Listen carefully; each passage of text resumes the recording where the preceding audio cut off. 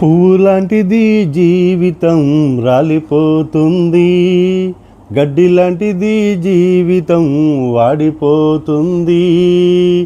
ఏ దినమందైనా ఏ క్షణమైనా, ఏ దినమందైనా ఏ క్షణమైనా రాలిపోతుంది నేస్తమా, వాడిపోతుంది నేస్తమా. పువ్వు లాంటిది జీవితం రాలిపోతుంది. భక్తుడు ఒక పాట పాడిండు, జీవితమట పువ్వు లాంటిదట రాలిపోతుందంట, జీవితమట గడ్డి లాంటిదంట వాడిపోతుందంట. అంటే ఏ క్షణమైనా ఏ దినమైనా మన లైఫ్ గ్యారంటీ లేదు, ఎప్పుడు చనిపోతామో తెలియదు, ఏ క్షణం చనిపోతామో తెలియదు. కాబట్టి ఆ సావుకి చిన్న ముసలి ముతకం తేడా ఏమీ లేదండి. సావు అనేది ఎవరికి చెప్పి రాదు. జాతస్య మరణం ధ్రువమన్నారు, పుట్టినవాడు చావక తప్పదని ఆ యొక్క భావము. మరి పుట్టినవాడు చావక తప్పదు అనేది నిజమైతే పుట్టడం దేనికి అంటే మనిషిని దేవుడు ఏర్పాటు చేశాడు, దేవుడే పుట్టించాడు. కానీ ఆ మనసు తన యొక్క చావుని తనే తెచ్చుకున్నాడు.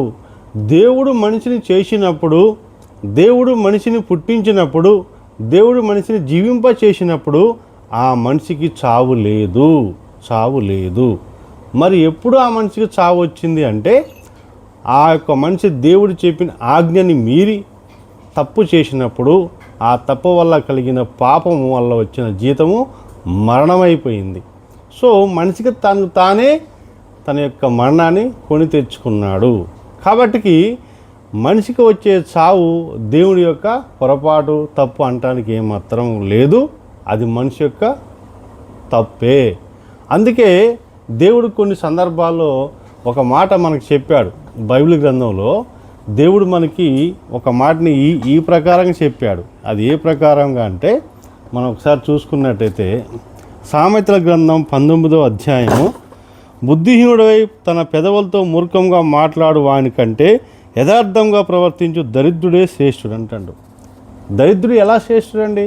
వాడికి ఆహారం సరిగా ఉండదు, ధనం ఉండదు, వాడికి నిత్యావసరాలు తీసుకోవడానికే వారికి అంత ఈజీగా కాదు. ఎందుకంటే దరిద్రుడు కాబట్టి వాడికి ఏది వాడి మీద ఆశ పెట్టుకోవడానికి అవకాశం లేదు.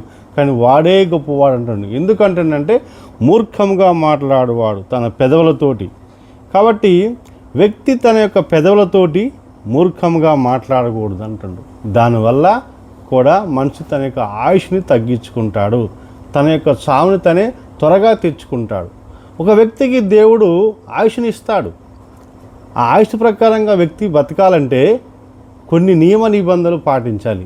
అందులో ఒకటి నాలుక అగ్ని వంటిదే, చిన్నదే, అనే అగ్నిని తగలబెట్టేంత శక్తి నేలకు ఉంది. దైవ దూషణ చేసే శక్తి నేలకు ఉంది. మన ఆయుష్ను తగ్గించుకునే శక్తి నేలకు ఉంది. కాబట్టి దేవుడు ఏమంటుందంటే మూర్ఖంగా బుద్ధిహీనంగా మాట్లాడకూడదు అంటున్నాడు. కాబట్టి ఈ రోజుల్లో మనం చేయాల్సిన పని ఏంటంటే మనము వక్ర భాష్యాలు, అబద్ధపు మాటలు, చిల్లంగి మాటలు మనం చెప్పకూడదు, మాట్లాడకూడదు. దానివల్ల మన ఆయుష్ను మనమే తగ్గించుకున్న వారం అవుతారు. నరహత్యలను, వ్యభిచారములను, లోభములను, కృత్రిములను, కామ వికారములను, మస్త్రమునే, దేవదూషణను, అహంకార భావను, అవివేకును వచ్చును. నోట పడినది మన మనిషిని అపవిత్రపరచు, కానీ నోటి నుండి వచ్చే మాట మనిషిని అపవిత్రపరచని వారితో చెప్పుము. ఈరోజు దేవుడు మనతో చెప్తుండు. మన లోనికి పోయేది ఏది కూడా మన అపవిత్రపరచదంట. ఎందుకు? ప్రార్థన చేసుకొని తింటాం కాబట్టి. కానీ మన నోటి నుంచి వచ్చేది ఏదైనా మనిషిని అపవిత్రపరచుంది, ఆపదలు పడవేస్తుంది, ఇబ్బందులు పడవేస్తుంది, కష్ట నష్టాలను పడవేస్తుంది. కాబట్టి నేలకి మనం అదుపులో పెట్టుకొని మాట్లాడవాలి. త్వరపడి ఆత్రపడి కోప్పడకని బైబిల్ వాక్యం సెలవిస్తుంది. నీ స్నేహితుని మీద కొండెంగులు చెప్పకూడదు, అబద్ధపు సాక్షులు చెప్పకూడదు అంటుంది. యథార్థంగా మాట్లాడమంటుంది, నీతిగా న్యాయంగా మాట్లాడమంటుంది. మరీ ముఖ్యంగా నేలక చేత, నోటి చేత నీ ఇష్టానుసారంగా బూతులు, కొండంగలు, అపవిత్ర మాటలు మాట్లాడకూడదు. ఆయుష్ క్షీణం అంటుంది. కాబట్టికి ఏ క్షణమో ఏ సమయం మనం పోయేది.